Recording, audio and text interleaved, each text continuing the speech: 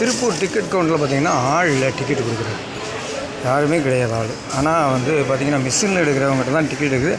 அவங்களும் வந்து ஏதோ பைசா கட்டு இது போடுறதுனால அங்கே போய் எடுத்துக்கிட்டு இருக்காங்க. இங்கே கவுண்டர்லாம் பார்த்திங்கன்னா அந்த ஆளும் கிடையாது.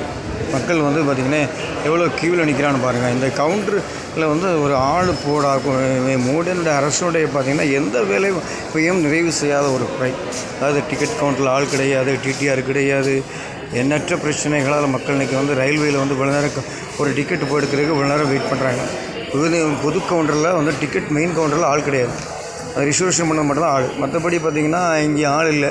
மிஷினில் ஒருத்தர் கொடுத்துட்டு இருந்தார். அவர் இப்போ வந்து பணம் கட்டி அடுத்தாக்கில் அங்கே வந்து இந்த பேமெண்ட் நிரப்ப சரி பண்ணுறதுக்கு போயிருக்கிறார். இப்படி தான் வந்து ஆள் மொத்தமான ஒரு செயல் இருக்குது. இது திருப்பூரில் நான் இப்போ பல நாட்களாக பார்க்குறேன். இது வந்து ஒரு பெரும் பிரச்சனையாக இருக்குது. இது வந்து இந்த ஒரு டிக்கெட்டு எடுக்கிறதுக்கு பல மணி நேரம் ஆகுறது. இந்த பல மணி நேரமான இந்த இது வந்து செயல் வந்து எல்லாரையுமே வந்து ஒரு இடத்துக்கு போகிறதுக்கு ட்ரெயினை விட்டுறாங்க.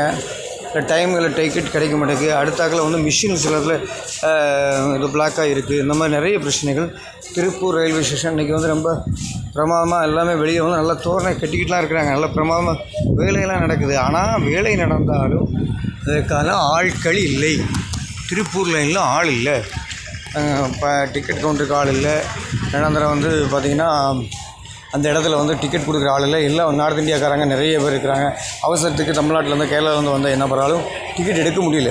அதாவது சமீப காலமாகவே ரயில்வேனுடைய எக்ஸாம், அதாவது ரயில்வே தேர்வுகள் வந்து குறைக்கப்பட்டிருக்கிறது. மக்களுக்கு வேலைவாய்ப்பின்மை மிகப்பெரிய ஒரு சங்கடமாக இருக்கும்போது பொதுத்துறை நிறுவனத்துக்கு வந்து வேலைகள் ஏன் நீங்கள் போடலை அப்படின்னு தான் நான் என்னுடைய குறிக்கோள். வேலையாக நீங்கள் டிக்கெட் கவுண்டர் வந்து பார்த்திங்கன்னா 5 டிக்கெட் கவுண்டர் இருக்குது. நம்பர் பார்த்திங்கன்னா 1 2 3 4 5 இருக்குது பார்த்திங்களா மேலே. அந்த 5 டிக்கெட் கவுண்டர்லையுமே ரிசர்வேஷன் பண்ணக்கூடிய ஒரு ஆள் மட்டும்தான் இருந்துகிட்டு இருக்காரு. மற்ற யாரும் இல்லை. ஏன்னா வந்து ஒரு ஆள் வந்து தனியார் துறையில் வந்து அவர் டிக்கெட் கொடுத்துக்கிட்டு இருக்காரு. அந்த அம்மா கொடுத்துட்ருக்கு. அது மட்டும்தான் நடக்குது. அந்த ப்ரைவேட்ஸு மூலமாக அவங்க கொடுக்குறாங்களோ அவங்க தான் கொடுத்துட்ருக்காங்க. வேறு எந்த விதமான இல்லை. கூட்டத்தை பாருங்கள் எவ்வளோ காணம் இருக்குன்னு பாருங்கள். இது எப்போ டிக்கெட் எடுத்து இது பண்ணி பண்ணுறாங்கன்னு தெரியல. இது வந்து ஒரு பெரிய பிரச்சனைக்குரிய விஷயமாகவே தான் ஓடிட்டுருக்கு. அதே நான் பல வாரங்களை பார்க்குறேன். டிக்கெட் கவுண்டரில் வந்து ஆள் கிடையாது.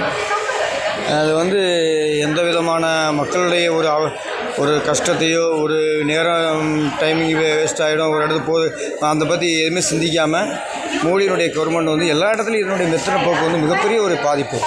அது தனியார் நிறுவனத்துக்கு எந்த அளவுக்கு முக்கியத்துவம் கொடுக்குதோ அதேமாதிரி பொதுத்துறைக்கு எந்த விதமான முக்கியத்துவம் கொடுக்கல. அது வந்து நம்ம வந்து இப்போ எல்லா இடத்துலையும் பார்க்குறோம். இன்றைக்கி பிஎஸ்என்எல்லுடைய பிஎஸ்என்எல் போனால் வந்து யாரும் விரும்பலை. ஆனால் ஜியோ விரும்புகிறான். ஆனால் பொதுத்துறை விரும்பின ஒரு காலத்தில் காங்கிரஸ் மேலே ஜியோவை வச்சிருந்தாலே ஒரு மரியாதை. ஆனால் இன்றைக்கி ஜியோவை பற்றி யாரும் பேசலை. இப்படி தான் எல்லா பொது நிறுவனங்களும் இருக்குது.